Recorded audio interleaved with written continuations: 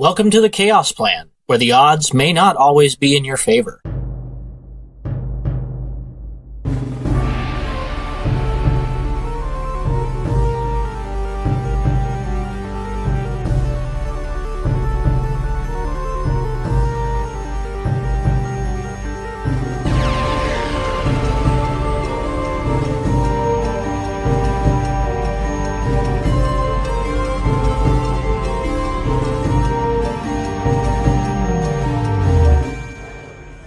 Thank you for joining us for another episode of the Chaos Plan. We would like to remind everybody who's listening that if you would like to take part in the game and the show, all you have to do is to join our Patreon account for $1 and you can get into this Chaos Plan game. If you would like more information about the games and why we're running the way that we're running, any of our home rules, or to view our maps or adventure log on what has happened on what days, go to our website, www.theadventuringguild.com, and at the top menu bar, click on the Chaos Plan, and you can use that drop-down menu to explore all of the different things with the game. The wonderful intro music comes from our very own supporter, Adrián Sanabria, and our in-game music comes from tabletopaudio.com. So thank you guys very, very much, and I hope you enjoy the show. Thank you once again for joining us for another episode of the Chaos Plan. This week, I am with MTNRhyno, our very own Twitch streamer buddy as part of the guild. He is playing his character, Cherno, and I will let him take it away and talk a little bit about this absolutely ridiculous character that he has created. Hi, it's MTNRhyno. So Cherno, I'm super excited. He was on my list of characters I most wanted to play in D&D, and so I messaged Bob and said, I can do this. Cherno is inspired by the Disney film Hercules version of Hades, mixed with Rumpelstiltskin. Yeah, it's gonna be good. I figured between the two of them, the schmooziness and the willingness to make deals at any point that are often only in my benefit, it was gonna be a fun character to play. So though I am technically a lawyer character, I am very clearly lawful neutral. I do not care who gets hurt in my deals. So yeah, the Documaster class is the closest I could find to a Rumpelstiltskin lawyering kind of class. It's, I believe, D&D Beyond, yes. And it's very much about making deals, making contracts. It's based on the cleric class, so I'm going to be a heavily supportive character, but you're going to see a lot of my prep and spell work actually has to be done out of combat before, because it takes time to write up contracts. I do have access to some cleric spells, and other than that, the big thing you need to know going in is Cherno of Tangors is very much in it for his own benefit. He's going to play it nice, play it friendly, but at the end of the day, it's what can you do for me. So I'm excited to see how it plays with the rest of our Chaos Plan members and see how schmoozy I can get. All right. So, kind of from your backstory and everything with that, you were able to evade kind of, I don't want to say retribution, but you kind of ended up taking that job that probably wasn't the best idea for you, and but you were able to eventually make a deal with the dragon that presides over the Fire Isles. And are you keeping that a secret from the rest of the group, or is that going to be kind of a well-known thing? We're keeping it a secret, just mostly because that was how I got my entrance into the guild I got into. Okay, that's kind of what I thought. So you made that deal with the dragon, and your contact with the Shadows Guild told you to, gave you a token or a letter of introduction or something along those lines in order to kind of prove that you have, in fact, done a job for the Shadows Guild that would earn you the right to join the ranks. He would send you to Fireport in order to catch a ship and head off to the island of Thalos and Port City to meet with the main guild hall and one of the top leaders or members there in order to receive your assignment and become a full-fledged official member of the Shadows Guild. So where we will start off, I will say we're going to go ahead and start off. You have made your way to Fireport, and in one way or another, you have managed to set up a connection with a captain or with a passenger vessel, some thing like that, and you're able to secure passage over to the island of Thalos and Port City. The ship, however, will not depart until tomorrow. So while you are within Fireport, what would you like to do, killing kind of a day before you go? Fireport would be a very, I don't want to say very stereotypical dwarven city, but think smiths and all sorts of ore mining and gambling halls, and I don't want to make it sound like a really dirty and terrible place, but there are lots of dens for, those that are too drunk or too stoned in order to go home. It's a very dictatorial type rule, and as such, the civilians there kind of take whatever comforts they can in vices of different varieties. So it's not the safest town in the world, but the iron rule of the Dragonborn there kind of keeps everybody in line, for lack of a better term. Well, I guess for context to those who don't know what I look like, check out the portal vote. I'm of grayish, blue tint, dark skin with the blue flames of Hades on top, because my race is a combination of the chosen Hades as well as fire genasi. So I think I would put on a hood, or if I don't have one already, I get a hood or something just to kind of hide some of that. Though fire genasi, I believe, are fairly common in the Fire Isle. Yeah, they would be. I'm not sure how many of them are blue flame. Probably not a ton, so I was going to say you probably would have been able to secure a hood and cloak fairly easily with all the traveling you've done to not, show up in the middle of the night with flaming blue hair. I'm pretty sure you probably would have had a cloak. That's kind of what I figured too. So I'm not equipped with a lot. I'm going to say one of the first things I'm going to do, now that I'm not just at home safe and sound, is probably try and get myself some armor. Okay, yeah. Let's see here. Go ahead and roll me a d10 and a percentile die. Okay, I'll just do that. Just for flavor, I keep using my blue die. That's fantastic. Alright, D10 is a 4, percentile is 60.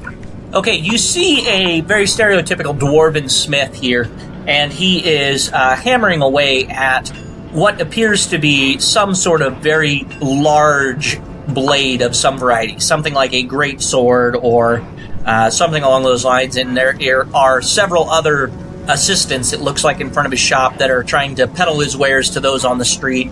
Two of them you notice have collars around their necks that identify them as slaves that are doing this work, but one of them appears to be in charge of those two slaves. And you notice that the craftsmanship is very, very nice, or is very sturdy and very well wrought. There is not a whole lot of imperfections, though this isn't the most beautiful armor you've ever seen. You can definitely tell that it is functional. With your roll of 60, the quality of the merchandise, he has a better than average stock, but nothing super rare or fancy. Well, I'm gonna look for something of light armor. I am not a powerfully built character. You would see me and think, maybe this guy should have an extra meal or two. Yeah. So, yeah, you would be able to find plenty of all variety of armor here. So I'd probably lean to something like a good padded kind of, or like leather armor, I guess? Yeah, he would have padded leather and studded leather all available for purchase if you are interested in checking that out. I would definitely take a look. I'd also look to see how he's treating the people around him. I don't care too much, but I like to make good deals and I like to manipulate, so I want to see where I have an edge here.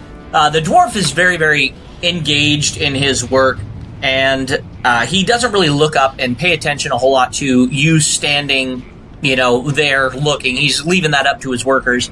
The one that is kind of in charge of the slaves definitely seems to be strict, but they're not overly abusive.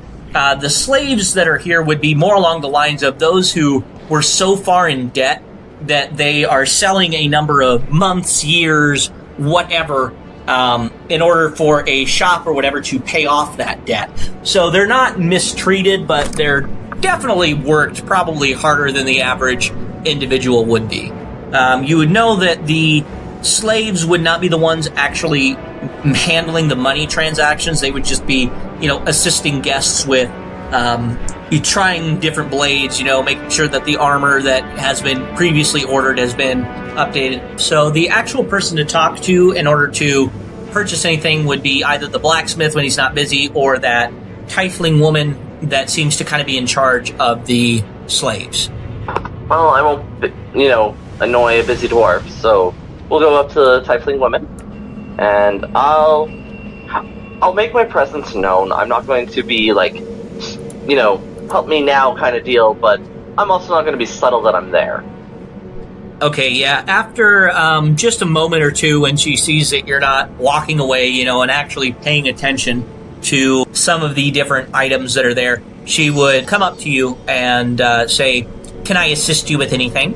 Yes, I'm going to be heading to Port City soon, and I've heard that, or have I heard that there's dangerous things coming and going? Oh, yeah. Okay. So I'm heading to Port City soon, and I think I'm going to have a need for armor. What do you have that'll fit me? She kind of gives you the once-over, up and down, kind of visually checking measurements and stuff, and says, "Well, that depends on what kind of armor you are interested in purchasing. You don't look like the kind of individual that could really handle some of the heavier stuff," as she kind of gestures to the plate, the chainmail, that kind of stuff. She says, "But we do have either padded leather, studded leather, depending on how heavy your coin purse is, we could possibly get some dragon scale, or glamoured studded leather, depending on what you're in the market for."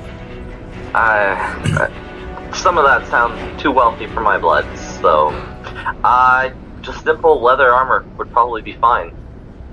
She would pull up about 4 suits of armor, kind of, gathering them up and bringing them over, and kind of holds them up one at a time, just kind of seeing visually which one would fit you best, and hands one off to you and says, "This will probably suit your needs. We sell them for 10 gold pieces, typically, but I can see that you're probably going to need it, so I will knock a whole gold piece off.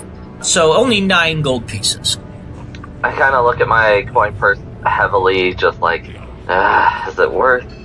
And I'll hesitantly hand over 8 gold pieces. She continues to hold her hand out, looking you square in the eyes, like not backing down at all. I had the other gold piece, don't even mess with it. Okay. You have seen more emotion on stone walls than you did from this woman. After you hand her that last coin, she says, "Thank you for your patronage, and hopefully next time you come, you'll be able to find all the gold pieces on the first attempt." Ooh. Yeah. She would probably end up seeing like a flash of blue and like red fire as Cherno kind of doesn't like the way she's talking to him. And in her eyes, you see a flash of flame as well. This one dark, deep red of the abyss. All right, well, that concludes that. I'll kind of like simmer down, kind of rub my head a little bit to calm the flames, and turn around and walk away. Okay. We then at that, what would you like to do then from there? You're able to very easily step away from that shop, and they immediately go back to the business that they were conducting.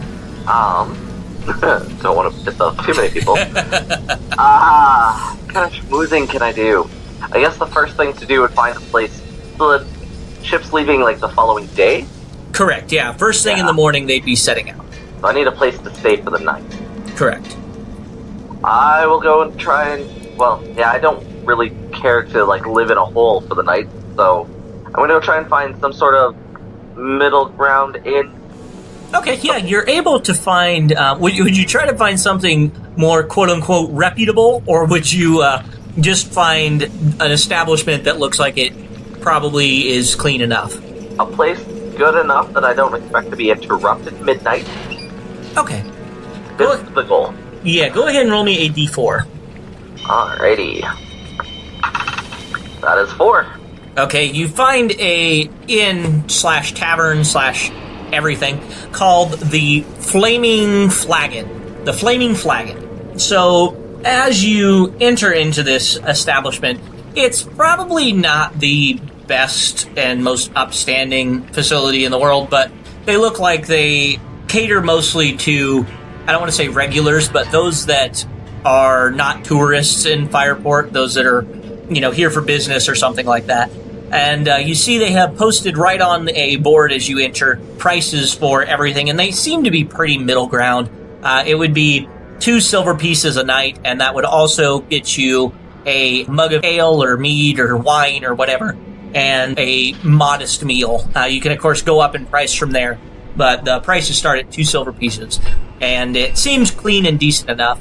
The large halfling, and large as in horizontal, the very plump halfling innkeeper. I don't know why all my innkeepers end up being plump halflings, but they do. So the plump halfling innkeeper approaches you and says, "Are you here to eat or here to stay?" All of the above, my good sir. What do you have for me? "We can get you a modest room here for 2 silver pieces, and that'll get you a mug of whatever you want to drink, and let me see what's on the menu tonight. So because it's a little bit cooler out today, we have a modest stew. Just don't ask too much about what kind of meat it is. The vegetables are delicious, but you never know what's going to get brought in around here." As he kind of gestures around, you see a lot of the other patrons or whatever, eating. It looks like they're enjoying it, but it's probably not the most gourmet thing you've ever seen. But compared to some of the other establishments and people digging through the detritus out in the streets, it's probably better than what you're going to find almost anywhere else. Fair. Those 2 silver pieces for the night? Correct, yes. I'm like, make it 3 and give me 2 glasses, and we've got ourselves a deal. He snatches that silver piece out of your hands quicker than you can count, and runs back and immediately throws them into a chest on the top of the bar. As you kind of follow him with your eyes, you see that the ale and mead here is only 2 copper pieces. So he brings you 2 mugs and your meal and a arcane-looking stick or a small wooden hand-sized glyph that will get you into your room. Everything here appears to be locked down with a fairly basic arcane lock spell. Alright, so I guess the first thing is, due to one of my background features, I have an uncanny awareness, and I mark all eggs when I enter a building, and I know how to find them from anywhere, as well as I know how many people are in a room, and who might be armed, and who to neutralize first, in the event of violence. So what do I see? Wow. Yeah, you see sitting around the room, there are 3 other individuals of note. They're the normal locals, that you can see. Pretty much everybody here is carrying a blade. You'd be stupid to walk around anywhere in the city without having some sort of form of defense. But the 3 that you take note of is there appears to be a large male with a glaive sitting at one table. He appears to be making some sort of business dealings with an elf, it looks like. Not a drow, but a darker-skinned elf. You're guessing probably from the mountains. One of the mountain elves, and they appear to be concluding business as money gets handed over, and that elf, very stereotypically, has a longbow on their back, but also appears to be wielding a very sizable longsword on a kind of leaning up against the side of their chair. It has a bit of a glow to it, and after handing off the money, that elf gets up and walks out as the very large man kind of waves over the bartender, or waves over the innkeeper and gets another mug. The other person in the room that you take note of is a black robe wearing magic user of some variety, you imagine, something in the illusion field, as when you look over, their face is completely obscured, not necessarily with any, pixelated sensor bar or, void black anything, but, you just can't remember any of their features when you look at them. They just appear to be quote-unquote generic individual. You can't even really place a sex or a race. It's just a person in dark robes. Other than that, the other people in the room, I'm going to say there are 8 of them, are just regular, individuals probably from around town. All of who are armed, but nothing super fancy. I feel like, doing some talking, so I'm going to kind of work my way towards the innkeeper. Okay, yeah. And I'm going to be like, see, I thought we could make a good deal, but it looks like we've had a disagreement on price for drinks. Well, I poured this from my special stock, because you are such a generous individual, and he says that loud, enough that probably, a couple tables around him could easily hear it. Because you're so generous with your coin and helping support my humble inn, I poured from the special stock. Well, seeing as now you put a target on my back, and I don't want to cause you any trouble, and apparently you may want to cause me some trouble, how about I come to a conclusion to make us both happy? I leave in the morning, nobody has to have any other problem. We would be more than happy with that arrangement. Feed me, feed my, large friend over there, and make sure we have drinks all night, and no one will hear another word of this. Your large friend, let me see if he noticed that you said that. Yeah, the large friend over there rolled an 18 plus whatever his generic perception score is. So he definitely overheard that comment about feeding him, and he raises a mug and says, trying to butter me up already. I like this one. So, what do you say? Do we got a deal? And I put out my hand quickly. Okay, he would look over at the big man, look over at the big man's glaive, look over at you, and kind of, he doesn't curse, but he's definitely grumbling. And shakes your hand and heads back to the kitchen to grab another bowl. Well, it looks like there's already 3 bowls stacked on your big friend's table there. Perfect. All right. So I'm going to grab my drink and move right on over to my new friend I've not actually met. Yeah.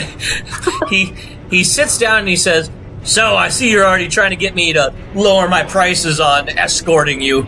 I don't know where you want to go, but it has to be one hell of a place if you're already trying to butter me up this much." I just figured to pick the biggest guy in here, buy him food, buy him beer, and nobody's going to bother me with my purse. He laughs heartily and says, "My name is Colflud, and I'd be more than happy to take you on, and I'll only charge you 110% of what I usually do." And he laughs and laughs, thinking that's hilarious. How about this? I buy your next 3 beers and it's only 60%.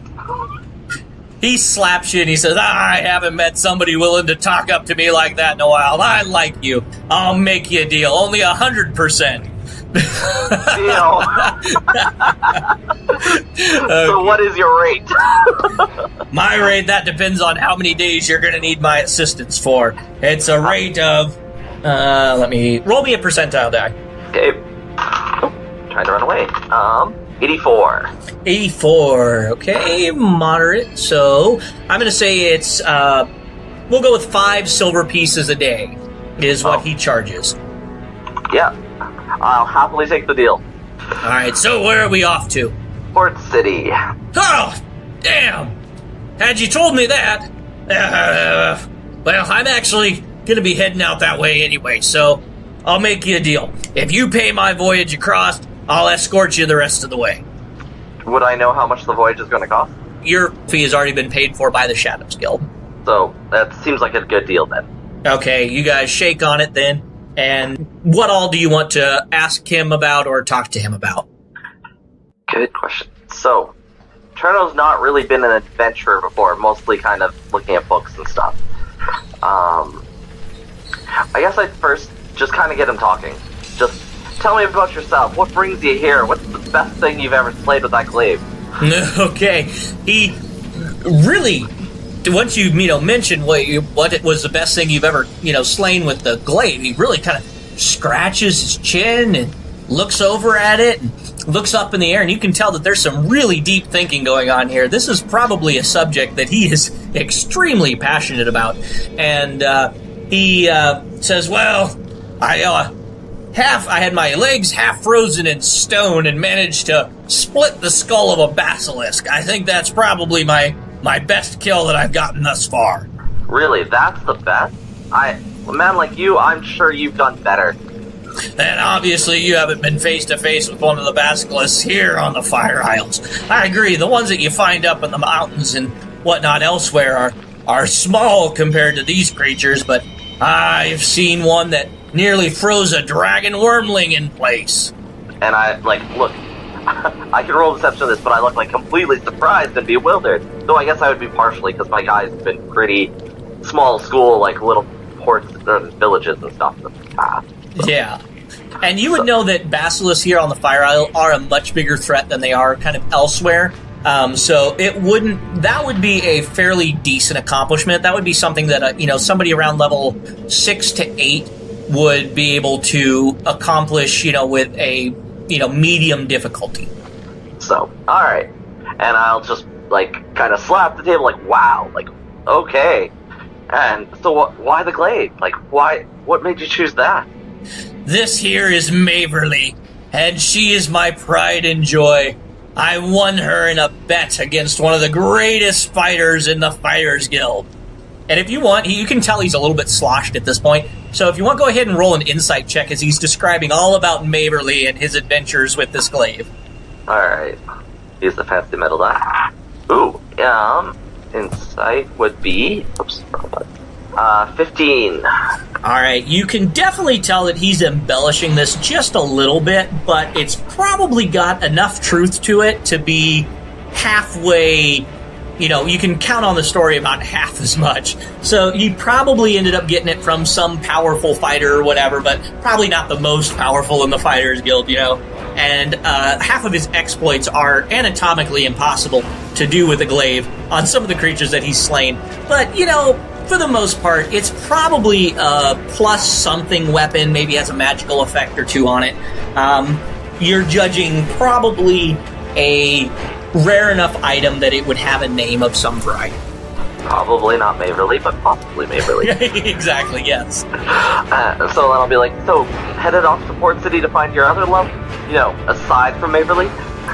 I need to get back to the Fighters Guild. I haven't paid my dues in long enough. I'm pretty sure they might even take a hit out with me with that damn Shadows Guild. And I'll chuckle pretty heartily at that. Okay.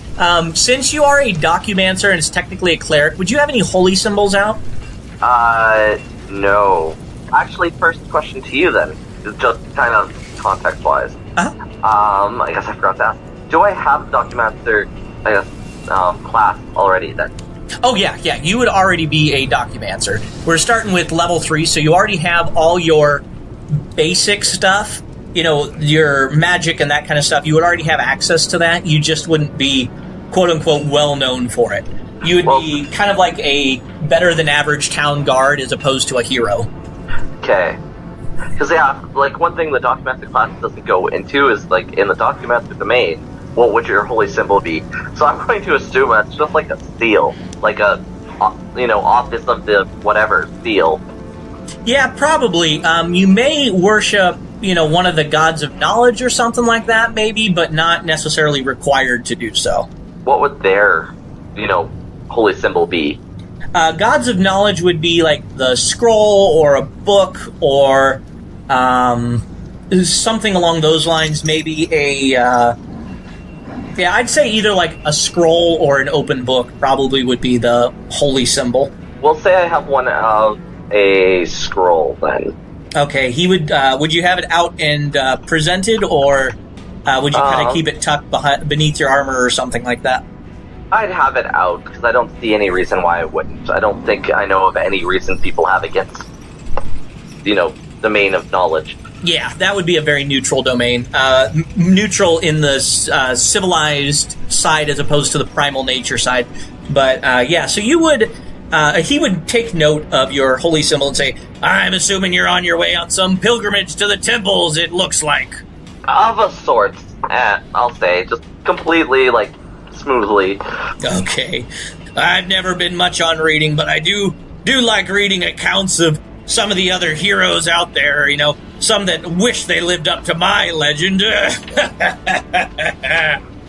I'm guessing I only sort of believe him. Oh yeah, he's sloshed at this point. I mean, you have already counted, 4 plates of food in front of him, and if he was stacking mugs of ale, they would probably run out of cups in this bar, or in this inn, before they ran out, or before he was done drinking. So he's definitely well into his cups. I'm like, and you, religious man? Or just religious in the way of looking for a good fight? I find religion at the bottom of this ale. Of course he does. Go ahead and roll me a religion check, actually. Okay, let's see what that says. Not much. That's a 7? A 7. You're pretty sure there's a deity dedicated to booze, but you can't recall the name off the top of your head. Dionysus? That would be one of them, yes. I will partially believe him. Okay. I'm just going to make a note of that in my journal. Oh, that's fantastic. All right, at this point, he would finish chuckling to himself a little bit and say, all right, I'll be back in just a little bit. I don't think that I can do anything in here, or I don't think I can make another mess in here before I get kicked out for the last time. So I will meet you back here in the morning-ish sometime. And I'll just kind of wave him off with a flick of kind of like smoke in my hand as well. Okay. And that's that. All right, he would stumble out the door, and you notice that he doesn't even make it three steps past the door before he's already, leaning over, kind of praying to the ground, for lack of a better term. Been there, done that. All right. All right, at this point, it would be getting on into the evening time. He was definitely day drinking. He'd been there since noon. But there would be enough time in the evening that you could hit maybe another shop or, do some more wandering around if you wanted to. Otherwise, you're welcome to retire to your room and wake up the next morning. I would go check out my room just to kind of get a feel for it first.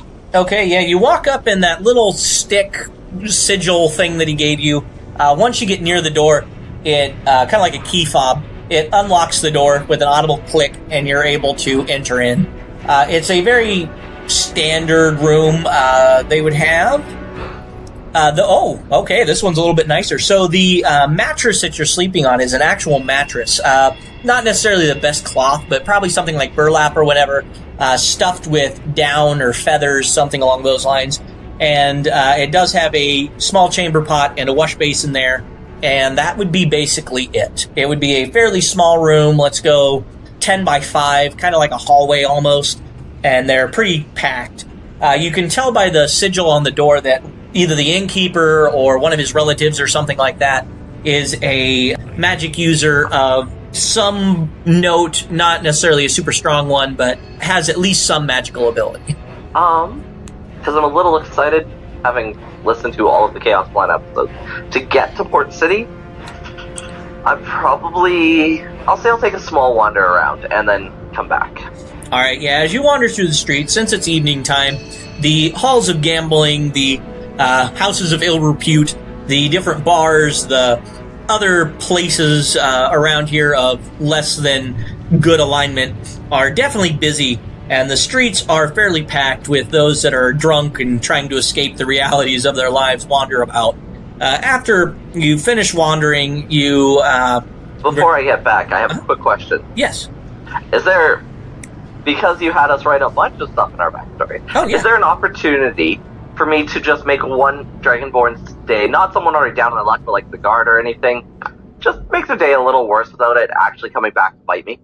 Yeah, you see that there is a town guard that is attempting to break up a fight between 4 extremely drunk individuals. You thought your friend Colflud was drunk, but these guys take that to a whole new level, and they are belligerently swinging fists around as this one town guard is extremely distracted and attempting to end this fight. And you would see that he is a dragonborn. Oh, what can I do? Okay, you see leaning up against one of the buildings, they're kind of in an alleyway almost, leaning up against one of the buildings appears to be a large rack of lumber or, things like that. They're kind of precariously leaning. You see situated on a windowsill kind of above him is what appears to be a chamber pot or something.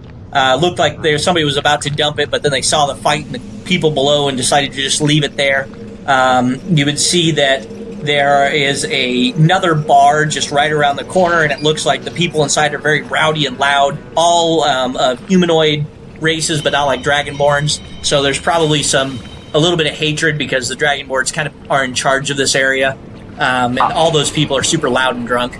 I'm just gonna, as I kind of walk over there, just because I have, I believe, thaumaturgy as a first level spell I can use, no, that's a cantrip. Yeah, cantrip. I don't have it.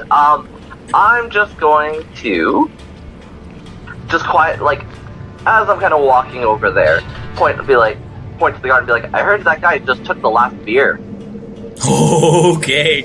You see the drunken individuals there, kind of cross-eyed and swaying. They, what? The Dragonborn are after our beer! And they run out the door and tackle this Dragonborn to the ground.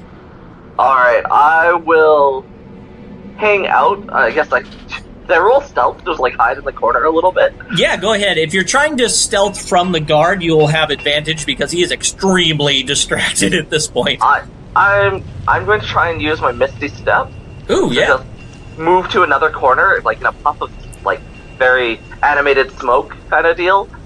And more or less just wait to make sure, like, I'm going to make sure the guard doesn't die. I have Spare the Dying as my cantrip. Mm-hmm.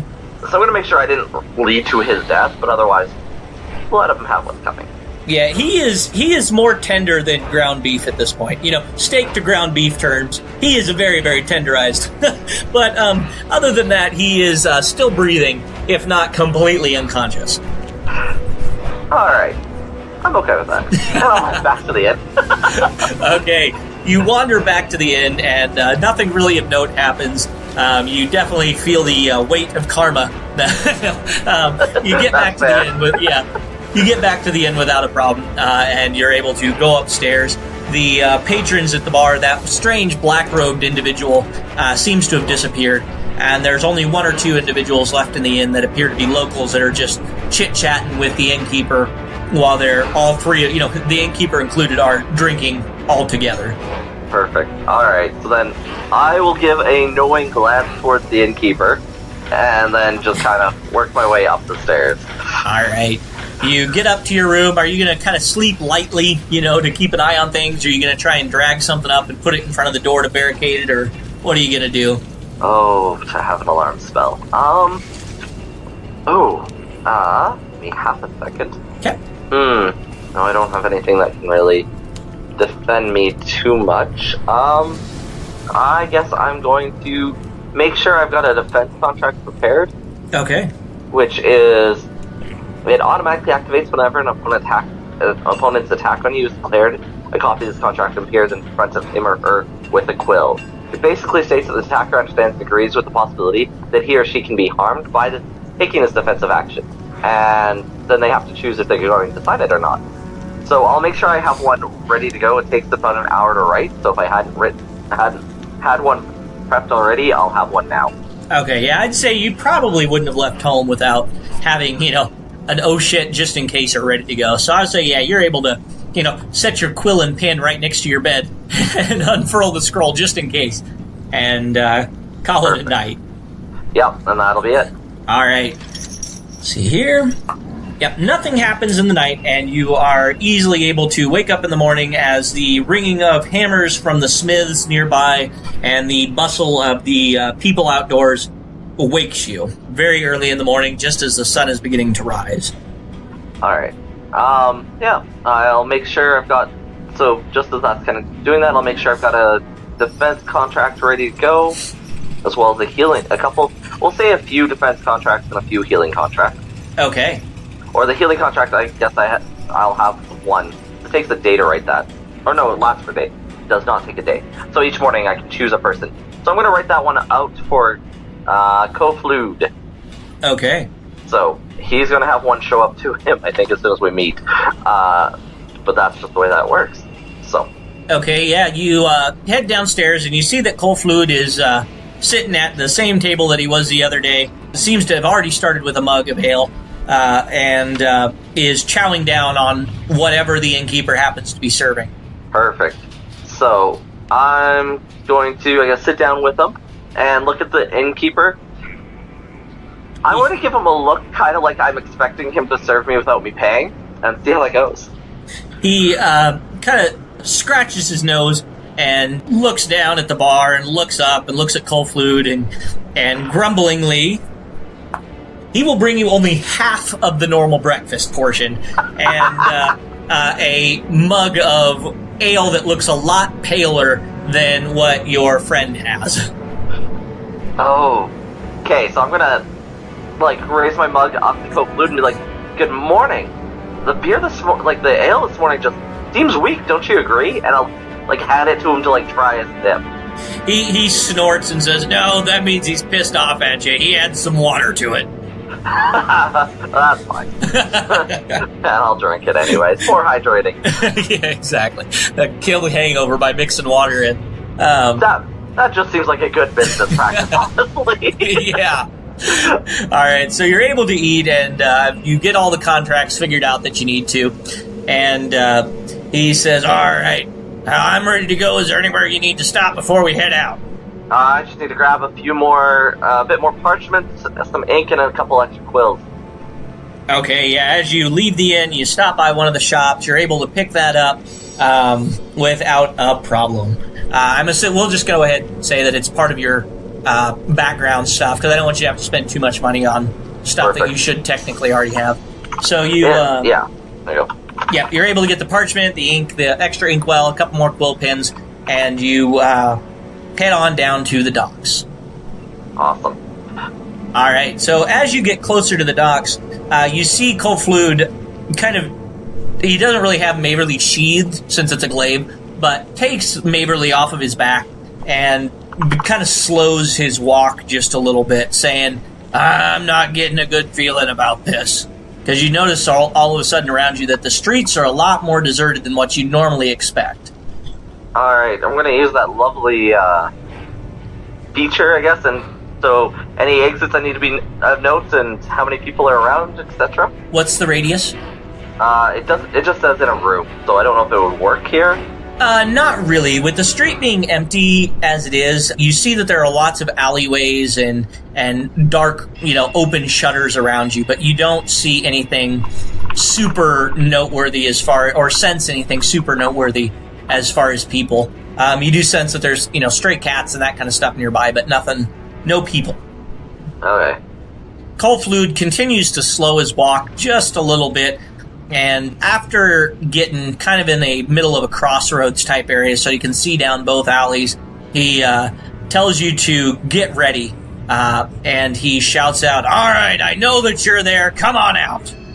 Okay, and I prepare, kind of get myself in a ready state. I'll prep a Sacred Flame. All right. You see in a very stereotypical martial arts movie, he spins his glaive several times before, dropping it down ready in front of him. And 4 individuals appear out of doorways. Well, 3 individuals appear out of doorways, and you see one in kind of a second-story window with a crossbow kind of lined up with you guys. And they come out and they say, "So, I think that your friend over there," and they nod towards you, "has a little bit of a secret that we need to liberate from him." Can I roll an insight on that? Yeah, go ahead. I want to know what kind of secret they're looking for. And then also roll me a perception check. That's super awkward. Okay. Well, the insight is a 1, not 1. Oh, no. Okay. And the perception is a 9. A 9. You are able to see, kind of, not pinned, because I hate saying pinned on their lapels, but basically that's what it is, a patch or something like that identifies them as the Dragon Slayers, those that are against the Dragoons, the order that is against the Red Dragon. They identify themselves, or you're not sure about their intentions. So this is kind of out of nowhere. You have no idea what Colflude is doing, and you're just trying to get a sense of what's going on. So you can't really get the intention, but you do recognize that they have that patch as the Dragoons, who you would know are 100% against that dragon that is kind of ruling this land. Can I tell which one's the leader? Kind of running these guys. Yeah, the one that's talking, standing directly in front of you. He appears to be a little bit scrawnier, but he looks like not so much scrawny as like whipcord. You can tell that he's probably extremely fast and agile. Okay, so I'm immediately just gonna have to put my hands up and be like, friends. There's no reason for anybody to, pull out weapons here. We can just talk. Let's sit down and have an ale. Talk this out quickly. All right, he spits to the ground and he says, "We'll see how guilty you are after we've dealt with you. We won't kill you outright, and we'll get out of your hair if you are in fact innocent." Go ahead and roll me initiative as you see them all draw blades. I was worried you were going to say that. Damn. Coldfluid got a nat 20, so he's going to be going first. The dude was ready. Let's face it, he was prepared. Yeah. Alright, I got a 15. Alright, and they rolled a 17, so it will go Coldfluid, the enemies, and then you, Cherno. Yes. Alright, so Coldfluid starts off by swinging that large glaive around one more time and shouting at the lead guy to come at him. And that is his bonus action.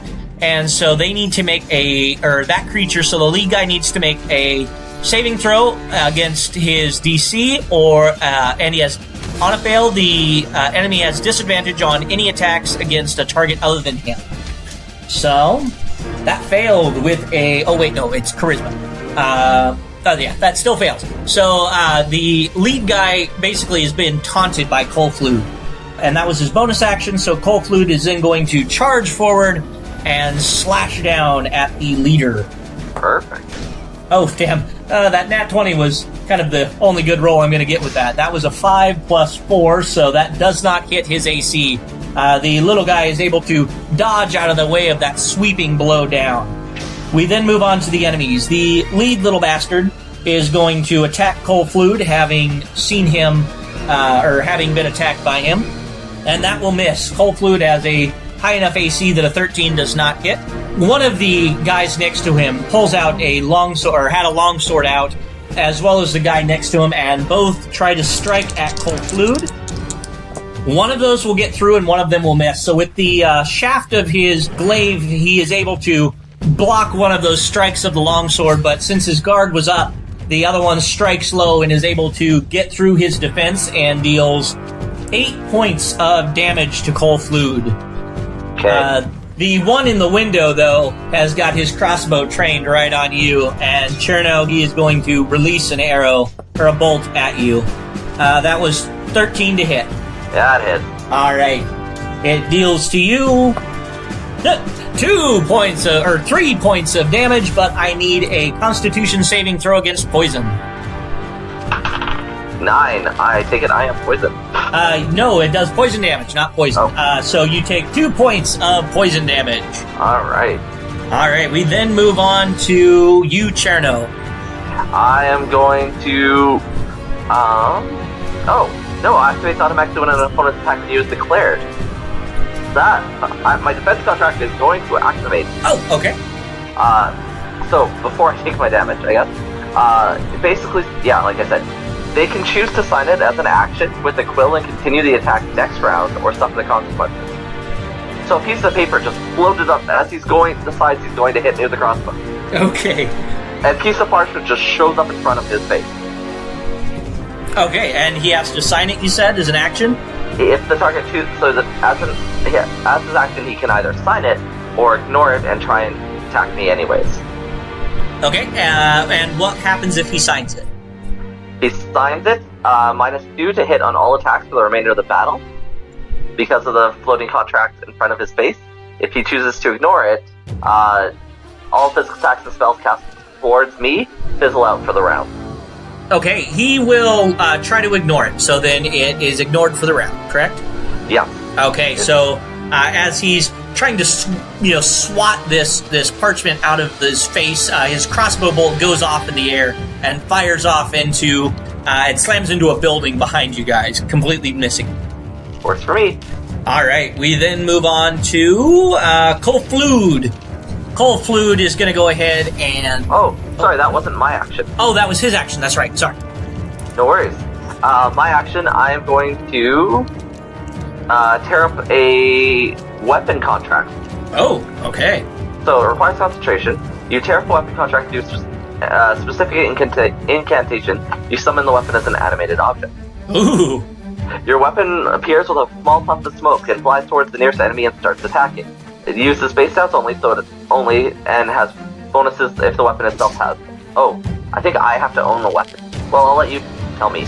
So it says, your weapon appears with a small puff of smoke and flies towards the nearest enemy and starts attacking. Nope, I'd say that it's like magic weapon or whatever. It just appears out of nowhere. So you can name the weapon and everything. So, just because of Inspired by... What is it? Not Macy. I want to call it Macy. Maverly. I'm going to summon a glaive. Okay, yes, a glaive. This one, though, has what appears to be blue flames along the outside of the blade, poofs into existence. It gets a +1 to hit and damage for every 3 levels, so +1 for my 1. I'm level 3. Okay. And it stays active until all enemies are vanquished, or 3 rounds, +1 for 2 document per level. So I have it for 4 rounds. Okay. And as far as which enemy, one of the 2 longsword guys would be on either side of Kolflud, and then the main guy is in front of him. So probably one of the 2 longsword guys. I'll let you choose which. Whichever one. I don't care which. Okay. I'll go ahead and say it flies to the right. Perfect. And that uses my move. I can use my move action to direct it to a different target. But if I am more than 30 feet from the weapon, the spell ends. Okay, yeah, this would be within like 10 feet or so. It would be really close. So I'm going to use that to try and use it to attack. Alright, and the glaive is, of course, a D10. Sweet!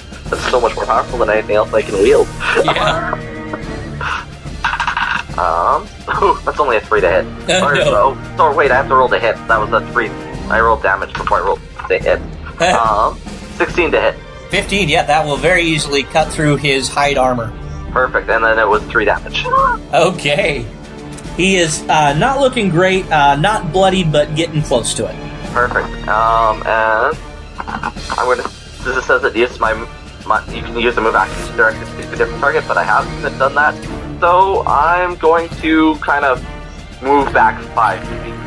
Okay, yeah, you're able to put a little bit of distance between you and the fighters. Cool.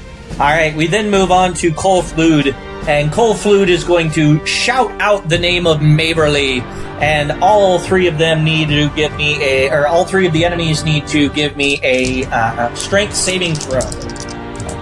1 pass, so I'm going to say the lead guy passed, while the other 2 longsword guys... Oh no, because the one is engaged with you. So I'm going to say the one that is engaged with your weapon succeeds against the save. The lead guy and the other guy are shot back 10 feet. So they are pushed back with that strike, and they each take 5. Wow, I rolled almost max. 5 points of damage each. We then move on to the enemy. Kolflud, no, he doesn't have a bonus action. He used that glaive strike thing as his action. So we then move on to the enemies. So the lead guy jumps forward again and strikes at Kolflud, this time striking him, managing to get through by 1 extra point, and deals to him only 4 points of damage. Kolflud is still doing alright, not great, but he's not quite to bloodied yet. The other longsword guy that is below bloodied is going to do the exact same thing, and now they have flanking. And that will get through as well, and deals to him 6 points of damage. Plus modifier, so he's now at bloodied officially. And the other longsword guy, can he attack your weapon? I guess so. If it doesn't have an AC or health, then... It does not. Okay, then he would not be able to attack it. So he's going to take the dodge action instead. So all attacks against him have disadvantage. Okay. And then the crossbow guy is going to once again shoot at you, Cherno. Okay, he has a -2 to hit. Alright. That would make it an 8. Yes! Alright, we then move on to you, Cherno. Alright, I'm going to continue attacking with the glaive. Which one? So the one that attacked is not bloodied. No, he is not. He's only down 3 points. I'll do it at the main guy. Okay, so you're going to then shift the target? Yeah. Alright, it zooms over towards the main guy, and go ahead and make your attack. Alright, come on. Hit him for all his strength. Ooh, 18 to hit. Yes, very easily. Alright, 10. That is 6 damage. Alright, he is below bloodied at this point, but still standing. Perfect, and that's my move. Okay. Anything as a bonus action or anything? Nope. Alright, back on to Kolflud. Kolflud is going to kind of nod down a little bit, acknowledging your assistance with that, and he is going to strike at... Oh, go ahead and roll again to see if you crit on that, because you would have flanking. Oh, sure. That guy. Nope. Okay. Then Cold Flute is going to strike, and he has advantage for the flanking, and does not crit either, but still breaks that AC. So that is going to deal max damage. So that is 15 points of damage, and more than enough to drop the leader to the ground. He catches him right in the collarbone and just basically cleaves one shoulder clear from the man as he falls to the ground. That is everything for his turn. He lets out a war cry, of course, in victory, and then we move on to the enemies again. The one longsword guy that was taking the dodge action is going to go ahead and charge up to going to charge up to you now that you're open.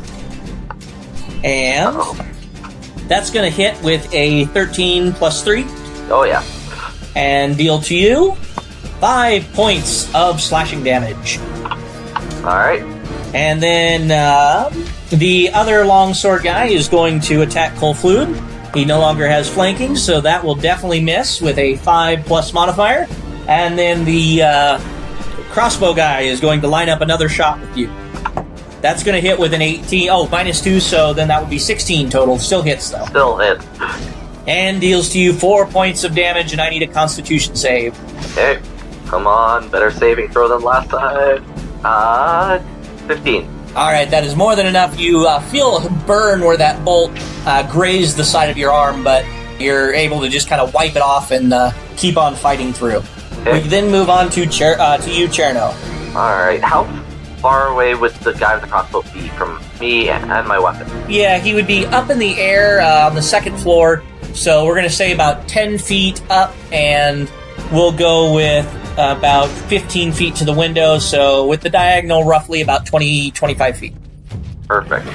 I will move so that I am within 30 feet of him. Okay. So I don't think I have to move forward too much. No, you could stand right where you are. If you move, you're going to take an opportunity attack again, from one of the guys there. I have to. I will chill touch him. Oh, okay. Go ahead, and that's an attack roll, correct? Yep. Okay. Making a ranged spell attack. Alright. See what you get. Oh, no, not one. As your spectral hand begins to form in front of your actual hand to attack him, he is able to kind of smack your arm out of the way with the flat of his blade, causing you to lose concentration on that spell that you were trying to cast. Oh, concentration. I forgot. I gotta roll to see if I maintain my blade now that I've taken damage. Crap.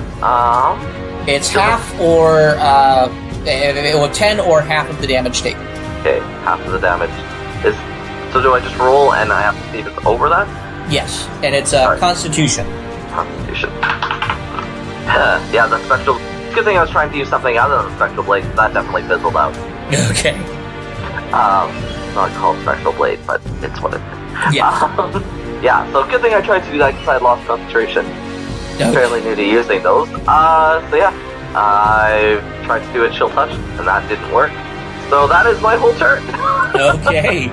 We then move on to Cold Flute. Cold Flute is bloodied but still fighting on, so he is going to swipe at the guy that's standing next to him, who is also bloodied. And that's still going to hit. And deals 8 points of damage, and that is enough to take out the second one. He shouts over at you and says, "I need a potion! So you're on your own for a turn, or you're on your own for a second," as you see him reach down for one of his pouches. We then move on to the enemies. With all the foes around Cold Flute dispatched, the two are going to attack you again. That's definitely going to miss with a 7 naturally. And then the crossbowman, 11? Was that with the -2 to hit? Yes. Yeah, I have an AC of 11. It hits. Okay. And deals to you 3 points of damage, minimum, and I need a Constitution saving throw again. 12. 12. You are able to pass, you only need a 10. So once again, that burn begins on your wound, but you're not able to, but you're able to resist the effects of that. Okay. On to you, Cherno. There's just the crossbowman in the window and the one longsword guy that attacked you. What would you say is the range of everybody if I were to do a radius spell? You would catch everybody. Like I said, the farthest guy would be about 25 feet in the air. On the second floor. But Cold Flute is within 15, and the other guy is right next to you. Okay, I'm gonna risk the attack of opportunity. Okay. To move 5 feet closer to the guy in the window, so that if I use a spell that does a 20-foot radius sphere, then I should be able to catch everybody. Okay, and you can actually just scoot around him. You don't actually leave his attack radius. So you would not take the opportunity. And then I'm going to cast Calm Emotion. Oh, no, that only works against targets that are not actively hostile. I didn't realize that. Yep, I've caught crap for that before.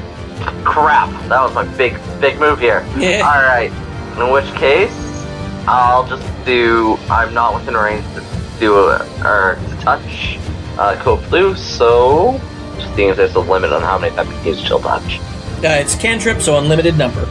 Cool, and just because it was Rachel, some of my Rachel have limits on the per day. Oh, gotcha. So, yeah, I'll try and do a Chill Touch on the guy in the window again. Okay.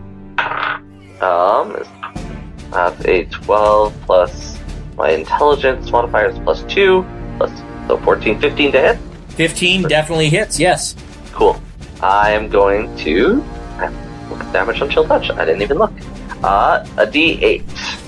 And for flavor, it appears like within a blue and kind of wispy, like blue flame and like smoke wisps around a skeletal pad. Okay. Alright, and my D8. There you are. That is 4. Damn. Oh, it's just straight 4, or do I add my intelligence modifier? No, unless it says you do, it's just straight damage. And that was against the guy next to you or the guy in the window? The guy in the window. Okay. He is still standing, but is 1 point off of bloody. Okay, he did. And so he now has that blue flame skeletal hand just holding him. Okay, yes, it is gripped around his... no, I like the idea. It's like that claw hand looking thing trying to burrow into his chest. Yeah, deal. Alright. We then move on to Kolflud. Kolflud then pops the cap on a potion and tosses it back. And regains 6 points of health. Oh, no, plus 2, so 8 points of health. And then he charges up towards you, so now you would have flanking against the guy in front of you. Perfect. We then move on to them. He is going to odds or evens. That's odd, so he's going to go ahead and attack Kolflud. And that will hit with a 15 plus modifier. No, wait, only plus 2, so that is 1 point off of what he needed. And then, oh no, plus proficiency, plus 4. So that does hit, and deals to him, ouch, 8 total points of damage, putting him exactly back to where he was. And then the guy with the crossbow is going to shoot at you. Now super distracted. And that's a 3, so that I rolled, so that's kind of an unnatural 1. Perfect. On then to you, Cherno. I'm going to do Cure Wounds on Kolflud. Okay. And so usual D8 plus my spellcasting ability modifier, plus he gets a 50% extra health because of the healing contract I wrote that morning. Woohoo! Yeah. So, oh, I don't even have to do like a touch attack or anything, it's just do a D8. Cool. Yeah. Oh, and that was an 8, so he gets 12 plus, what's my spellcasting modifier on that? Charisma, so he gets 14 health. Okay. Or no, 12 health, sorry. 12, alright, that is almost enough to take him, well, not quite enough to take him up to full, but he is now below bloodied by quite a ways. And actually, yeah, so sorry, Kolflud got 14 health. 14, 8 okay. plus 4 plus 2. Even better.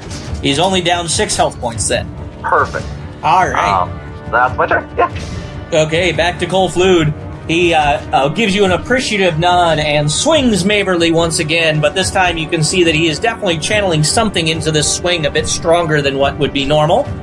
Yeah, that'll definitely hit 18 plus modifier, and deals to him as it begins to glow with a kind of not really it's a extra is physical damage, so I'm just going to say he swings it down even heavier. You can see the veins on his arms pop and bulge, and oh wow, that was a percentile die.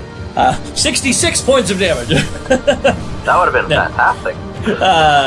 Okay, that's still more than enough to drop him with 12 points of total damage. So the enemy next to you falls to the ground in a bloody heap.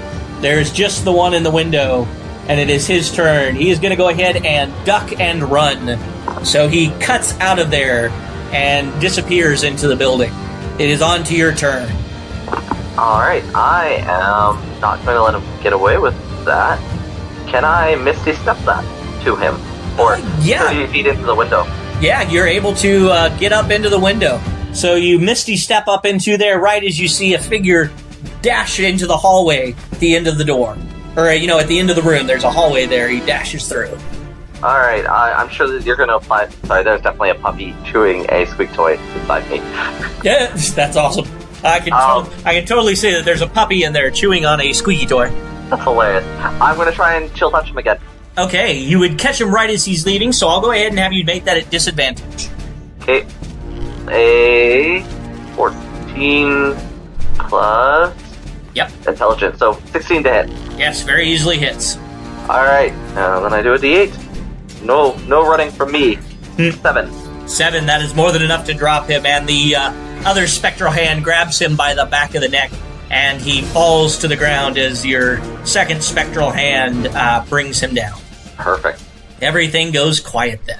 Equipment that they have, other than the crossbow bolts and the bolts themselves, he has 1 jar left of a basic poison, or 1 flask left of a basic poison, and then the crossbow and bolts.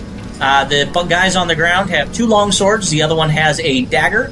Their armor, of course, and those patches on the cloaks. But otherwise, they are carrying no other identifying markers or bags or pouches or anything. I'll grab the flask of poison as well as 1 patch. Okay, you get the patch, of course, and then the basic poison. Cool. And then I'll go meet up with my friend, Colflude. You head back down to the streets, and Colflude says, "We better get to the ship before anybody else comes. I don't know how many more there will be." I handedly agree with him. All right, you guys dash off towards the ship, and you are able to very easily get aboard. After you get aboard, you pay the fee of 3 gold pieces for Colflude, and you are able to set sail then very shortly. Would you take up position on top or down in the down below the deck, or where would you kind of wait out the journey? I mean, obviously between sleeping and doing all that other kind of stuff, but where would you be spending most of your time? Probably down below, looking over my contracts and stuff. Okay, yeah, you're very easily able then to spend a majority of your time down there, emerging when you need some fresh air and whatnot, but then staying mostly down there. You arrive in Port City on the 15th of planting, the first day of the Seed Sowing Festival. Okay, before we get there, I'm also going to have Colflude sign a contract of good behavior. Okay. Gives a +1 to all saves for the signer until the contract is cancelled, broken, or document to die. Wow, okay, he is very grateful for that boon to him. Perfect. It takes me a little bit to write it up, but yeah, it seems worthwhile. Yeah, you would definitely have time. This would not be a short journey by ship. Yeah, so more or less I'm sure I'm burning through some of my contracts. They're like my paper. But, oh no, I just have to write that one once. It's until it's done. Yeah. So the contract will end once I am delivered safely to Port City, and I guess that'll be it. Okay, yeah, you're very easily able then to get to Port City. As I said, you arrive on the 15th of planting, and it's the first day of the Seed Sowing Festival. Colflude, upon entering the city, would shake your hand very gratefully and say, "If you ever need help again, come to the Fires Guild and look me up." I'll shake his hand back and say, "A deal's a deal." And knowing that you make contracts and catching that pun, he would roar out with laughter and slap you on the back hard enough that you're going to have to take that step forward to catch your balance as he heads down the streets. Perfect. I guess I'm going to try and... How does one find the Shadow Guild? The Shadow Guild finds them. Yeah, you would already have been given kind of a where the entrance into the guild would be. So as you go into Port City, you know that they have 8 different locations that you can enter in from. There is, within the Temple's district itself, there are one of the god of thieves and lies and that kind of stuff. There would be an entrance there. There would be an entrance underneath the Merchants Guild section.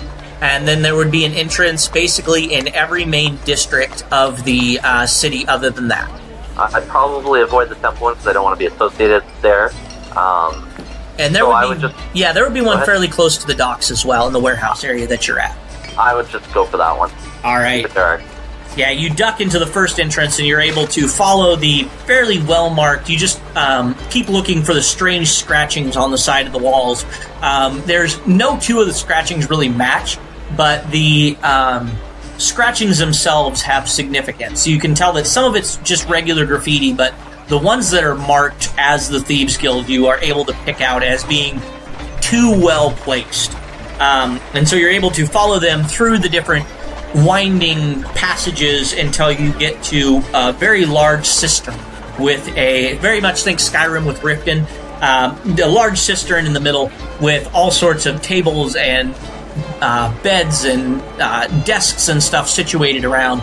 It looks almost as if like some homeless individuals have kind of set up shop here, but you can tell that even though they're in not the best clothing, that there's an organization to them and a sharp intelligence behind many of their eyes. I'm assuming you show the symbol that you were given? Yeah. All right, you show the symbol that you were given, and a large lizard folk individual, and large as in very tall, a tall and gangly looking, not gangly, but a very tall lizard folk individual approaches you, taking the symbol from you and says, "I see that you have already done a job to join us. So I have one more task for you to do just to prove your worth." Alright. I guess I don't really see anything else I can do about it, so I'll just kind of agree. Alright. Before you're able to join the Shadows Guild, we all have a separate identity that we go by in public. Nobody really wants to be associated with the Shadows Guild in public unless they are of standing and influence enough to be able to resist and stand against those that whose prejudice rules their ideals. So you will need to initiate into another guild before you are able to actually join the Shadows Guild. This will act as your cover and will help situate you in a place where you can get information and influence to return to the guild later. Alright, I'll happily accept. Judging from the symbol around your neck, we would have suggested the Temple Guild. That one is very difficult for many of our members to infiltrate. If you are willing to do so, we would be more than happy to have you join our ranks. And I kind of chuckle and finger the holy symbol at my neck and be like, yeah, okay. Okay. So they would set you up with a bunk and a place to set your belongings for now. They say once you are actually a member, they will get you better lodgings, but this will serve as your stay for a day or two until they're able to get a place opened up for you. Is that the Temple Guild? No, that would be the Shadows Guild. You'll have two places of residence. You'll be kind of a member of the Temples Guild, so you'll be able to lodge there as well, but you will be, you won't gain any kind of perks from the Temples Guild. The Shadows Guild is your actual membership. All right, so then would you make your way over to the Temples Guild? Yeah, before I do, I'm gonna pass over the badge to the guy I was talking to, the one from the Dragoon, and be like, keep an eye out for these. They seem to be after me. The large lizard folk man said, yes, we have some dealings with them. They are a fanatical bunch, but they are willing to purchase some of the more nefarious things that our guild produces. But we will keep an eye on them and make sure you guys don't end up in the same room together. I'll just kind of give thank you nod, and we've got a deal, and keep going. Okay. You get up to the Shadows Guild, or up to the Temple's area, and you notice taking the above-ground routes to look like a normal member of society. And the city is absolutely a bustle with all sorts of things going on, different festival-type activities. This would be the first day of the Seed Sowing Festival, so kind of the official one with businesses and rituals and everything along those lines. And so you're able to get to the Temples Guild itself. I'm assuming you find one of the Temples of Knowledge? That was the plan, yes. All right, you find one of the temples to Agma, or maybe one just dedicated to learning itself, set up more like a classroom, place of learning as opposed to a temple. And you are able to very easily find one of the head-ish priests who recognizes your symbol, and just to save a little bit of time, since it's not going to be a super heavy roleplay thing for you, as far as the actual structure of the Temples Guild, you are able to be inducted into the guild itself and are situated with a room and a place to kind of take jobs and stuff like that from the Temples Guild in order to make a little bit of coin. Okay. All right, at that point, a good share of the day would be used up, but there is still the evening time that you can run around and either return to the Shadows Guild and kind of situate yourself there, or you can wander around the town before returning to the guild itself. I'm going to kind of wander around the town, I think. All right, as you wander around, once again, with this festival going on, most of the business would be concluded as far as the trade and whatnot is concerned, but a lot of the rituals and prayers and stuff are still going on.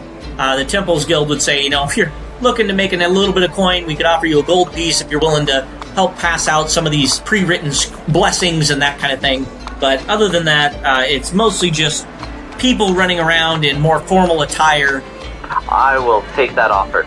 Okay, so you are able to earn 1 gold piece by spending 2 hours passing out some of these blessings at one of the Temples Guild stalls and booths. Hey, so 1 gold piece, you said? Correct, 1 gold piece for a couple hours worth of work. Perfect. As well, am I able to maybe pocket one of those without, or not so much pocket, but have a moment? Because as a document master, I can copy a 1-sheet text perfectly in a single round. Oh, okay, yeah. I'd say you're able to copy this spell off. You would have to find somebody that knows the spell. I can't. Yeah, it's just the paper. It doesn't apply magical effects to it. Yeah, so you would be able to copy down, roll me a D6. Actually, is it an infused scroll? No. Well, yes, it's a scroll, but it has to be empowered. So it's like the pre-written text, magic just has to be added to it. Okay, because I cannot copy. Many Dark Master scrolls need to be infused as part of the cost, and infused scrolls cannot be copied. So yeah, this would just be the magical formula and words needed for it. So it would just be the spell, but I would let somebody empower it for you that can cast the spell normally if you want. Sure. I rolled a 19 plus. I haven't added modifiers. Yep, D6 in order to figure out which one it is. Oh, sorry. No, you're fine. Yep, that one. 2. 2. You are able to find a detect magics kind of thing. So you're able to copy down the text for detect magic. And if you find somebody that has that spell, I will let them empower it for you, and it will be a normal scroll. Perfect. I just thought that might be a wise thing to do while I'm handing these out. Yeah, very good idea. So, I'm just going to make a scrolls part of my inventory. All right. You are able to, of course, copy down that scroll without a problem, and then once you find somebody to empower it, you'll be able to use that. So then, is there anything else you would do? It'd be getting pretty late in the evening, 9, 10 o'clock-ish. So the festival would mostly be done for the day as people are trying to get ready and prepped for an early morning tomorrow with the start of the festival part of the festival. The fun games, foods, merchants, that kind of thing. Probably head back to the Shadow Guild. Alright, you're able to very easily head back to the Shadow Guild. You show off your shiny new Temple Guild pendant type thing that names you as one of the members of the Temples Guild, and they are able to finish a ceremony then to induct you into the Shadows Guild proper. So you now have access to all of those guild fun things that you can do. With the Shadows Guild itself, you are officially a quote-unquote member, so you have access to the guild hall and all related services, including the safe houses around the city. And basically what that means is that in every district of the city, port city, and in any other quote-unquote major city, you would already kind of be able to pick out the signs of where a safe house is to evade any kind of pursuers or things like that. That's awesome. That'll be very helpful, I think. Yes. All right. So then it is the 16th of planting then. So it is the next day. The actual fun part of the festival is just starting to begin. What would you like to do from here? I want to check out the festival, but I'm thinking what Cherno would do. And I have a goal in mind. Like, Cherno has a goal. So, do I know what kind of buffs you get for making a fighter also a warlock with a dragon? He would just basically be able to multi-class, I think, is kind of what we figured. So he would just gain a multi-class with Warlock if you did that. And then as far as your perks, it would be whatever is in the book of packs. I don't remember. I have that part, yeah. Yep. So, first thing I'm going to do is maybe go try and find, what is his name, Colflude, at the Fighters Guild. Alright, you're able to get to the Fighters Guild, and by asking around a little bit, you would know that Colflude is currently doing some just practice-type drills. He got his butt handed to him when he finally came back to pay his actual dues to the guild. And so he's a little bit sore, so he's stretching out and doing a couple of drills in order to limber back up after receiving a little bit of a beating. So you would find him in one of the training yards. Actually, sorry, can I wreck on that? Yeah. Cool, we're going to say I go to the festival. Okay. Because I forgot you've got a whole part here in my book of pacts about trying to find someone who's interesting. Okay, yeah, go ahead then. You get to the festival itself as one of the clergy or whatever with one of the temples. A lot of people would take note of your presence, but not necessarily, oh my gosh, look at that. They would be, more like, whenever you see a priest walking down the street, not that that's the beginning of a joke, but, whenever you see a holy priest or a holy man or whatever walking down the street, you kind of just notice that they're there. So go ahead and roll your check then to see if you find anybody. Okay, and I believe it is a percentile check. Correct, and this would be a very heavily populated area on the table. Alright. Percentile die. Which ones are not going to betray me today? Well, we'll see what happens. No one is interested. That makes sense. They've got other things to do. Yeah, with the festival here, and a lot of the people that are running around would be more like families and that kind of thing, because this is more of the fun part of the festival, and it's still an early morning. You would not really be able to find anybody, but you do notice that there are enough people here that it probably on another day wouldn't be too difficult to find somebody. Fair enough, and it looks like I can be down up to 3 times for each downtime day expended, so I'm going to say that's probably my morning? Correct, that would be your morning. Would you want to try again in the afternoon or the evening, or do you want to do something else? I want to check out the festival. All right. You are able to walk up and down the streets, and as I used this reference earlier, it is very much an anime cultural festival. You see stalls and booths of all variety and ilk and people of every race and class that you can imagine just in these streets that are very jam-packed and you name it, you can find it here. Everything from strange merchants to food, both delicious smelling and disgusting, all within about a block of each other.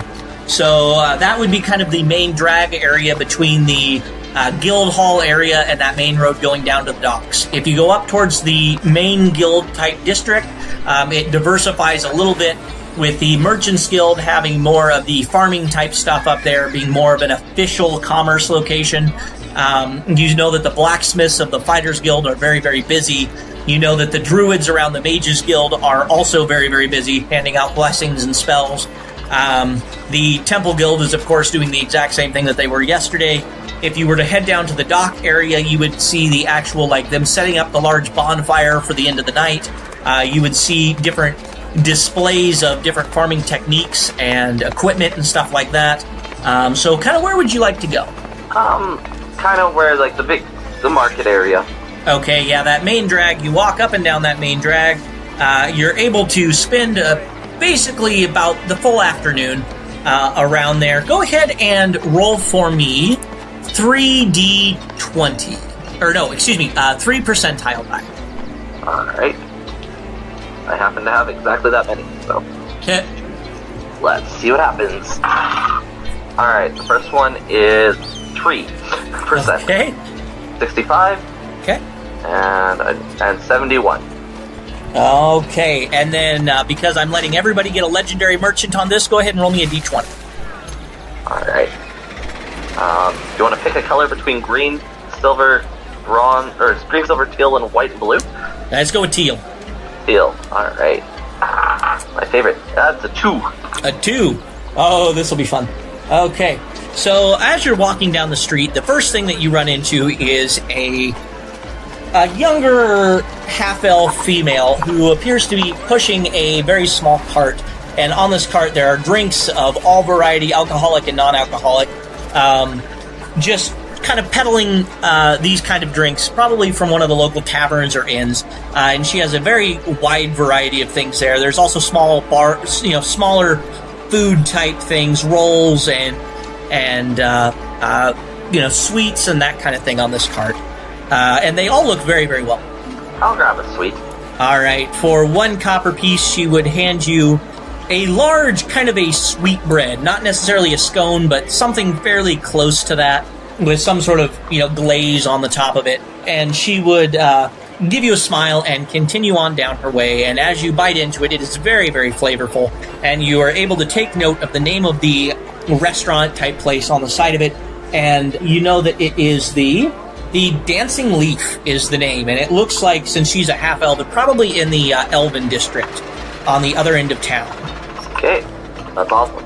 All right. The next thing that catches your eye, there are, of course, all the regular stands, but one that also catches your eye fairly quickly appears to be a temple-type stall, like from the Temple Guild, but not necessarily one of the Temple's guilds. This would probably be just another holy man or religious individual that appears to have some very interesting things on a stand out front. Everything from what you picture, very typical druidic focuses, a mix of antlers and special, branches and flowers that, despite being out in the open, are not wilted. You see different spell scrolls and strange robes and staves and stuff sitting out on this table. Since we agreed I don't need to have the weapon to enchant it in the, weapon script, nothing for now. Okay. Like, if I need to go try and, get into other temple guilds, I might need some of these, but for now, nothing. Okay, he just kind of waves to you, recognizing you as another member of, a holy order of some variety, and you continue on down your way. As you are walking down, you get just past that religious stall, and you hear some very, very amazing music coming from a stand nearby. You see a man sitting cross-legged on the ground with a dulcimer in front of him, and all around him there are several different amazing looking instruments, many mundane, but you notice that some of the other ones appear to have a strange glow or feel about them. Go ahead and roll me an Arcana check. Sure. Or religion, either or. I'll find out which one I have to roll. Do I have any exact same, so it doesn't matter. Okay. Let's say Arcana, and we'll put it at 16. Okay. All right, so with your Arcana check, you do notice that he does have several instruments that you're pretty sure have some sort of magical effect about them. Two of them appear to be pipes. One of them is like a pan-type flute, the multiple little pipes. The other one appears to be more of a like a recorder or something along those lines. He also has several instruments that are underneath cases, and the fact that it has a glass pane over this box definitely shows that it is very expensive, but very worth protecting. He also has several strange chimes hanging up that appear to have some sort of effect as well. Given that my mother was a performer and did plays and lots of that kind of stuff, I'd be attracted. Is there anything maybe fairly normal for the Fire Isles? Yeah, depending on where in the Fire Islands, different bells, chimes, and small cymbals would be used. Think of it very, I don't want to say belly dancer, but kind of along those lines. Those would be fairly common for dancers to use, but also drums and a lot of stringed instruments and those kind of things would be common as well. And I'll look at some of those finger symbols. Okay, yeah. You would have several sets for 2 gold pieces each, and they are very well made. Not magical, but very well made. I'll Cherno would grab that one. Kind of homesick. Okay, and you grab one that has a kind of a red tail off of it, like the string, the braided cord on the cymbals is a very fiery red, and it definitely attracts your attention. So you're able to pick those up. Perfect. All right, you wave goodbye to the stall owner after leaving the 2 gold there in his little collection box or whatever that he's got, and he continues his song after giving you a nod. As you walk towards the end where the actual bonfire is going to be, right at the edge, let me scroll all the way down here, you see kind of out of, I don't want to say out of nowhere, but you see set up, there is a black obsidian stone, rectangle. This almost looks like a solid chunk of very dark colored stone. It's a matte color as opposed to kind of the shiny obsidian, but a very hefty chunk of stone that could not have just been brought in, and all sorts of strange runes and glyphs appears on it. And as you look at it, you can kind of see almost like a mirror, like a black colored mirror. All sorts of different items appear to be reflected back within this very large stone here. And sitting in front of this stone appears to be a half-orc man.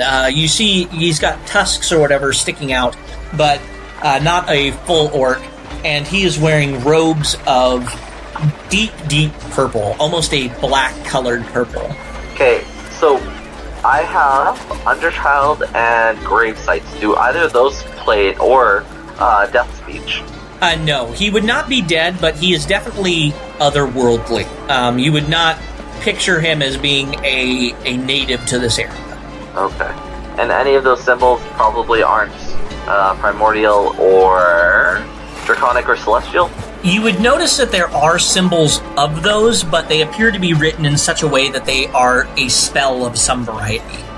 So you would recognize that this is all a combination of different languages and glyphs, all spelling out some sort of very complex spell or ritual. I'd be very interested, so I guess I would go talk to him. All right, as you approach, he kind of looks you up and down and says, I'm afraid I do not have anything that would be within your price range necessarily, but the fact that you have approached me and even seen me here says that you do have the potential to someday barter with me in my wares. I would be more than happy to leave you with a calling card to return to me at some point. Tell me, what affinity do you have within you? I sense something beyond the mortal understanding. I don't even know. I just realized Cherno doesn't actually fully understand it, does he? Not necessarily. You would know enough of your father to know that there's something not quite mortal about you, but probably not, a true understanding of what's going on. I'll just say, I am born from a few races, not of the mortal plane.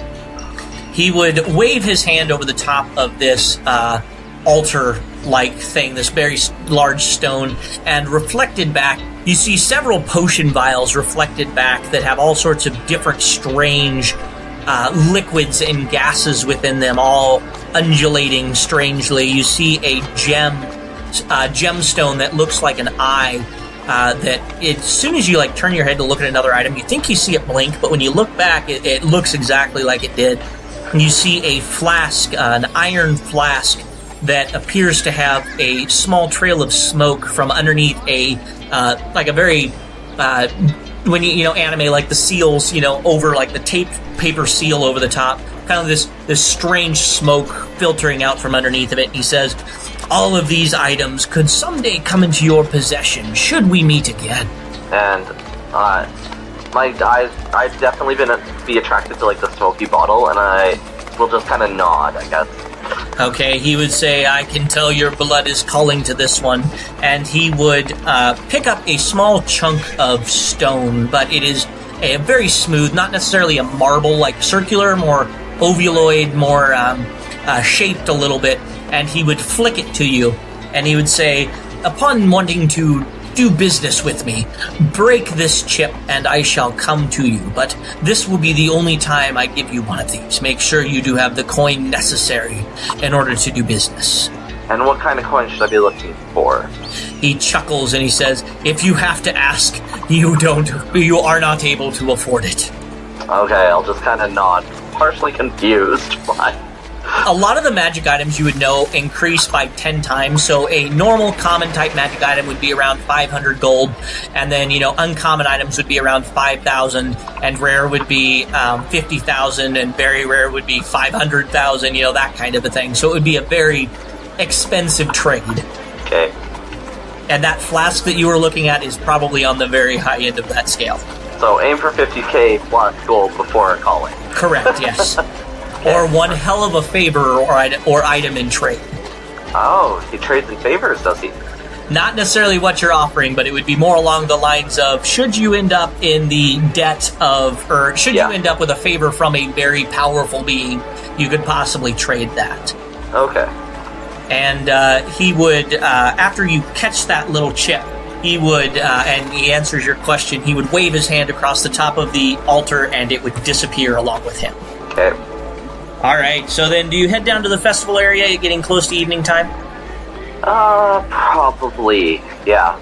All right, you get down to the festival area, and you overhear a lot of the conversations about people saying, oh, it's the last day of the festival. Tomorrow we have to get back to work. I hear the portal's doing some strange things, and the job boards are overflowing because the last 2 days nobody's wanted to do anything, and all of these different kind of notes. And after, about a half an hour, 45 minutes, they actually light the bonfire, and it is a very impressive sight to see as they begin to slowly close the festival down with cheering and ale flowing and wine being poured and songs being sung, and it is a very festive occasion. Would I be able to do another check for anyone who'd be interested in a contract or pack? Yeah, go ahead. It's percent off again. Yeah. Yes. Be good to me this time. God. Oh, 96. Okay. What is that effect? I don't have it in front of me. 2 interested people. All right. No. 1 interested people. Okay. Person.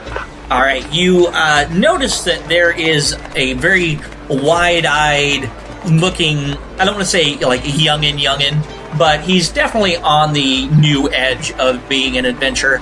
And you see that he is, doing some sort of like good luck superstition kind of a thing. He's got his sword kind of clapped between his hands, and he's like, clapping his hands and like rubbing them together and doing some sort of like strange, superstitious kind of a thing for good luck or something along those lines.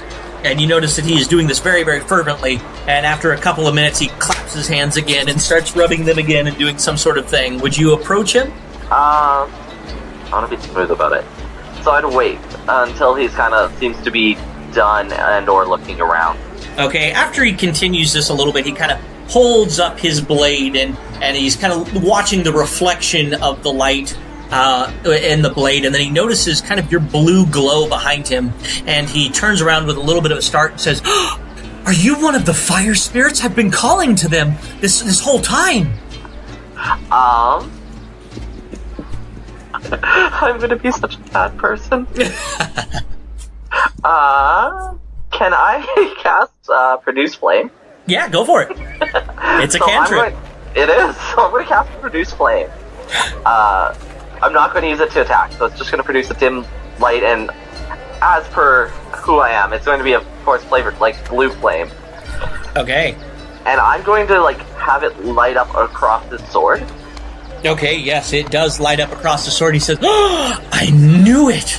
Yes, I have been wishing for power this whole time. I've been doing everything that the book said I need to do to summon a spirit of flame, of power, because, only the strongest of flames can burn through any armor, can cut through anything. And he kind of goes on this ramble about greater fire spirits and dragons and demons and the ever-purifying flame and so on and so forth.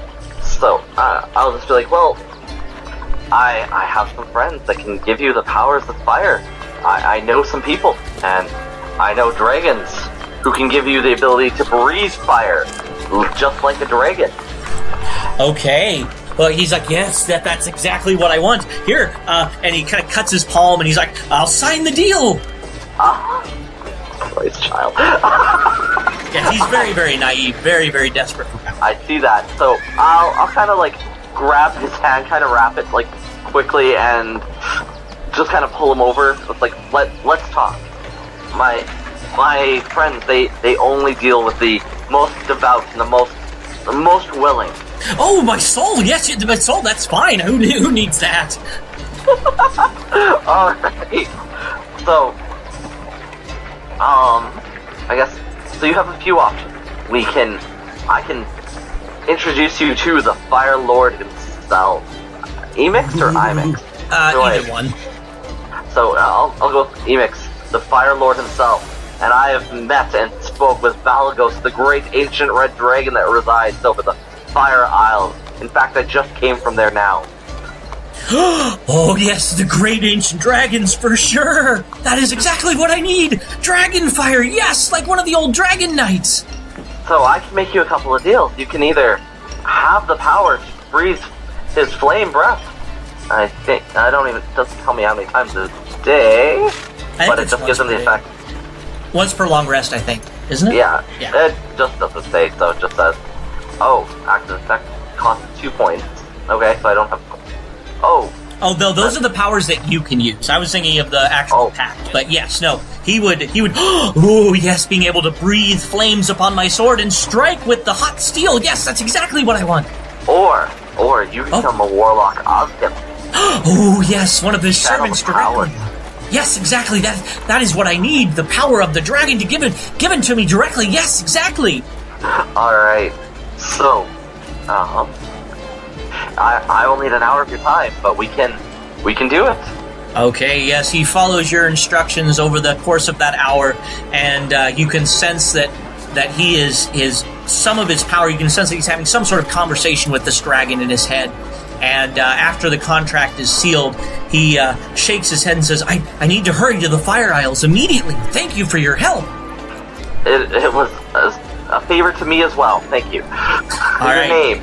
Yes, and you gain that point in your book of pacts.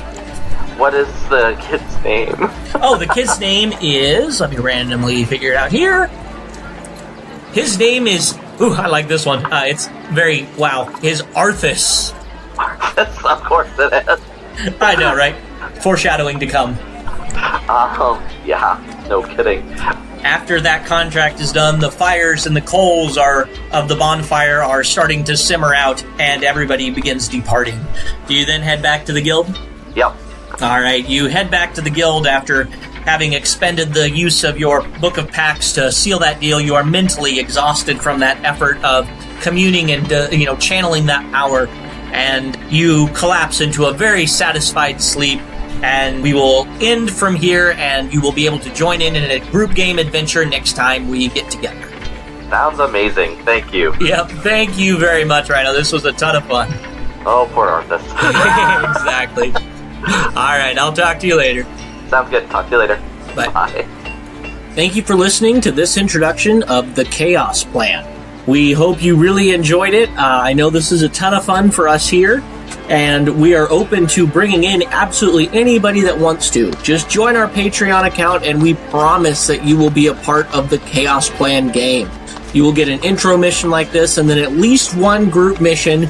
And when scheduling works out with everybody, we can get multiple groups going, as this isn't going to be one continual storyline. This is going to be a series of one-shots that all meld together into an overarching idea and campaign. So if this is something that interests you, if there's a homebrew you really want to play, if there's a class, race, something that really resonates with you that you think would be a lot of fun to bring here, we encourage you to join the Patreon, put it up, and we will make it happen. You will also get a custom magic item that will grow with you throughout the campaign, and you can help use that item to shape the adventure in what you do. So if this is something that you feel interests you, please join our Patreon account, and we would be more than happy to get you on the show here. To do that, go to patreon.com/adventuringguild, and I hope to see you there.